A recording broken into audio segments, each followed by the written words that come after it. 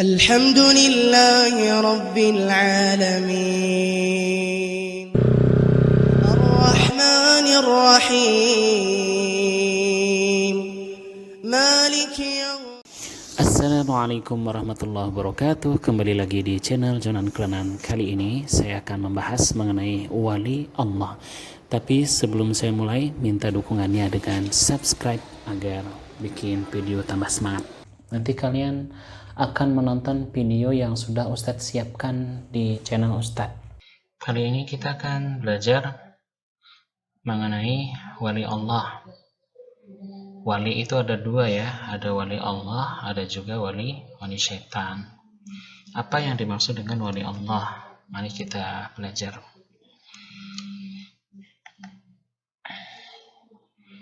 Wali Allah, kita bahas dulu ke pengertian menurut bahasa.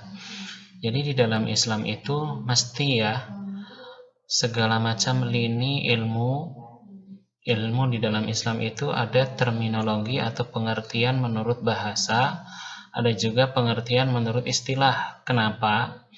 Untuk membedakan ya. Boleh jadi ada agama lain memiliki kata atau istilah yang sama, tetapi pengertian yang dimaksud itu berbeda. Demikian pula misalnya sholat. Menurut bahasa, sholat itu artinya mengingat. Jadi ketika seseorang sholat, tidak cukup hanya dengan mengingat, tapi dia juga harus wudu, harus berdiri, harus ruku, baca Al-Fatihah, dan lain sebagainya. Nah, ini wali Allah menurut bahasa, ya teman-teman ya. Menurut bahasa, wali Allah itu artinya orang yang mencintai Allah, atau orang yang menolong dan mengikuti Allah. Kata wala, cinta, wala, loyal, wali yang mencintai, yang menolong. Menurut istilah, wali Allah itu adalah orang-orang yang mencintai Allah Subhanahu wa taala. Mereka menolong Allah. Jadi kalau mencintai ya pasti ditolong. Kalau ada orang mengaku cinta tapi nggak mau nolong, ini bohong. Kemudian apa? Tidak hanya mencintai dan menolong, tapi juga mengikuti perintah Allah. Nah, ini cinta itu kayak gitu ya. Jadi wali Allah itu mereka mencintai Allah. Lanjut menolong Allah. Lanjut mengikuti perintah Allah. Jadi bohong kalau ada orang mengaku wali tapi malah nggak mencintai Allah, nggak menolong Allah, dan tidak mengikuti Allah. Nah, dari sini, dari pengertian istilah ini, kalian bisa paham bahwa wali Allah itu tidak hanya songo atau 9. Wali Allah itu ribuan, jutaan. Hanya Allah yang tahu mana yang benar-benar mencintai Allah. Jadi siapapun yang mencintai Allah, beriman kepada Allah, mengikuti Allah, dia itu wali, walau nggak punya karomah. Walau tidak punya karomah. Kalau dalam kisah-kisah wali songo kan begitu banyak. Ada yang mitos, tidak benar, berkaitan dengan karomah. Ya dulu Ustadz baca buku waktu SD, buku mengenai wali Allah. Ada salah satu wali itu Ustadz baca dikatakan bisa terbang. Dia bergerak dari rumahnya ke tempat dia yang ia tuju itu seperti angin. Benar atau enggak? Wallahu a'lam, hanya Allah yang Maha tahu. Jadi wali Allah itu setiap orang yang beriman, yang mencintai Allah, yang mengikuti Allah, siapapun, dimanapun, kapanpun, wali Allah itu ada. Demikian pula wali setan itu banyak ada. Wali setan itu yang mengikuti setan, mentaati setan, yang syirik kepada Allah, kafir kepada Allah, itu wali setan. Nah, kita ini mau jadi wali Allah atau mau jadi wali setan? Lihat firman Allah Subhanahu wa taala. Allah berfirman, A'udzubillahi minasyaitonirrajim. Allahu waliyyul ladzina amanu yukhrijuhum minadh-dhulumati ilan nuri wal ladzina kafaru. Dan Allah adalah wali, nih, wali bagi orang-orang yang beriman. Allah mengeluarkan mereka, orang beriman itu, dari kegelapan menuju cahaya. Dan orang-orang kafir, walladzina kafaru أولياؤهم الطاغوت. Dan orang-orang kafir itu wali-wali mereka itu adalah togut. Togut itu juga diantaranya adalah syaitan. Orang-orang kafir. Ini orang kafir itu walinya togut, walinya syaitan. Sebaliknya, Allah mengeluarkan orang beriman dari gelapnya menuju cahaya, dari kegelapan menuju cahaya. Wali setan mengeluarkan wali-walinya, pengikut-pengikutnya itu dari cahaya, dari iman, dari Islam menuju kekafiran, kegelapan. Mereka itulah ulaika ashabun nar. Mereka itulah orang-orang kafir. Khalidun, kekal di dalam neraka. Jadi jelas ya, wali Allah itu orang yang mengikuti Allah, menolong Allah, mengikuti perintah Allah, mencintai Allah. Siapapun yang mencintai dan menolong Allah dari kalangan orang beriman, maka dia disebut wali. Tapi nggak boleh ngaku-ngaku sebagai wali Allah, apalagi ngaku sebagai wali band itu ya. Oke, kita lanjutin. Kemudian ketika membahas wali, mesti juga kita bahas karomah. Ada karomah, ada juga mukjizat. Apa itu karomah? Karomah itu Allah berikan kepada siapa? Para wali.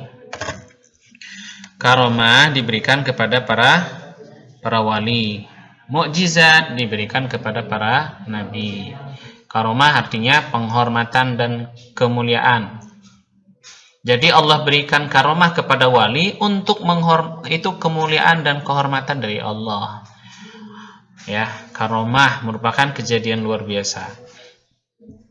Karomah merupakan kejadian luar biasa yang Allah berikan kepada orang beriman pada saat-saat mendesak, pada saat-saat genting. Dan karomah kejadian luar biasa, ada yang terbakar api tapi tidak meninggal, ada yang tiba-tiba dapat minuman pada saat tidak ada air. Macam-macam ya karomah itu. Itu tidak direncanakan, terjadi begitu saja sebagai bentuk pertolongan. Mukjizat juga mirip seperti itu. Ya. Baik, karomah. Di antara bentuk karomah di dalam Al-Qur'an itu Allah menyebutkan beberapa kejadian luar biasa. Mukjizat itu juga artinya kejadian luar biasa, tetapi mukjizat itu ditujukan untuk para nabi. Sedangkan karomah ditujukan kepada para wali, orang-orang beriman. Di antaranya itu dalam Al-Quran ada karomahnya Ibunda Maryam, Ibunda Nabi Isa. Ketika Zakaria masuk ke mihrab. Mihrab itu tempat ibadah ya. Mihrab itu artinya tempat ibadah. Setiap Zakaria masuk menemui Maryam di mihrab, tempat ibadahnya Maryam, Zakaria ini heran mendapati di sisi Maryam itu ada apa? Makanan, berbagai macam buah-buahan. Sampai Zakaria bertanya, "Anna laki hadza?" Ini dari mana wahai Maryam dapat makanan ini? Maryam menjawab, "Itu dari Allah." Makanan itu dari sisi Allah. Allah memberi rezeki kepada siapa yang Ia kehendaki tanpa hisab, tanpa perhitungan. Allah kasih kekayaan, rezeki. Ini diantara karomah yang dialami Maryam. Kalau kalian gak dapat karomah ya, dapatnya GoFood. Beli makanan, pesan. Tiba-tiba di rumah dapat pizza, roti, segala macam makanan yang kalian suka. Si boba, macam-macam ya. Jadi ngiklan Ustaz. Enggak. Baik, beberapa karomah yang dialami para sahabat Nabi. Karomahnya diantara Khubayb bin Adi diikat oleh kafir Quraisy pada saat pada saat tidak sedang musim buah anggur, tapi dia mendapatkan buah anggur. Ummu Aiman hijrah, Allah kirimkan air. Bayangin ya, lagi kehausan, pasrah, tidak berdaya, Allah kirimkan air. Nah, wali. Oh, kita ngambil airnya di dapur. Ini Allah kirimkan air. Masya Allah. Pada saat perang Badar, Allah menolong kaum muslim dengan mengirimkan 1.000 atau 2.000 malaikat. Khalid bin Walid pada saat perang Qadisiyah minum racun, tapi racunnya nggak mempan. Kalian jangan coba-coba ya, saya ini wali Allah apa enggak, minum racun lah kayak Khalid, jangan, mati kalian. Umar bin Khattab di antara sahabat Nabi yang banyak punya atau mendapat karomah itu adalah sahabat Umar bin Khattab radhiyallahu anhu. Kalian mungkin paham ya ceritanya ya, Ustaz sedikit ceritain. Di antara karomah Umar bin Khattab itu setan lari dari Umar. Kamu lewatin gang, malah kamu dicari setan. Kalau Umar melewati satu gang, kemudian di ujung gang setan mau lewat di gang itu ngeliatin Umar, nggak jadi. Cari dia gang lain, nggak mau ngeliatin Umar, lari. Sampai Rasulullah tuh ketawa, senyum. Ngeliatin setan lari dari Umar. Kalau kita mah dikejar setan mulu, maksudnya diikuti setan terus. Umar bin Khattab pada saat di Mesir terjadi, masyarakat Mesir itu ingin memberikan tumbal ketika Sungai Nil itu surut. Biasanya kebiasaan orang Mesir saat itu apa? Anak gadis dibuang hidup-hidup di Sungai Nil hingga meninggal, tenggelam, baru Sungai Nil kemudian deras ngalir, surutnya hilang. Nah, ini Amr bin As sebagai gubernur Mesir kirim surat ke Umar, gimana ini? Akhirnya Umar mengirim 2 surat, satu surat untuk Amru, satu surat ditujukan untuk Sungai Nil. Dalam satu surat itu Umar memerintahkan Amru untuk melempar surat ini kepada Sungai Nil. Di situ tuh udah ditulis dari Umar bin Khattab hamba Allah kepada Nil, wahai Nil, kalau kamu mengalir karena perintah Allah, mengalirlah. Tapi kalau kamu mengalir bukan karena perintah Allah, nggak usah ngalir. Nah, dilemparin surat itu, kertas, dilempar ke Sungai Nil. Masya Allah, karomah, kemuliaan dari Allah untuk Umar disaksikan masyarakat Mesir dan gubernur Amr bin As, sahabat Nabi. Sungai Nil pun kemudian mengalir deras, surutnya hilang, sawah teraliri, irigasi berjalan lancar. Ini luar biasa karomahnya Umar. Kalau kita lempar surat ke sumur, wahai sumur, kamu nulis surat ya di mana?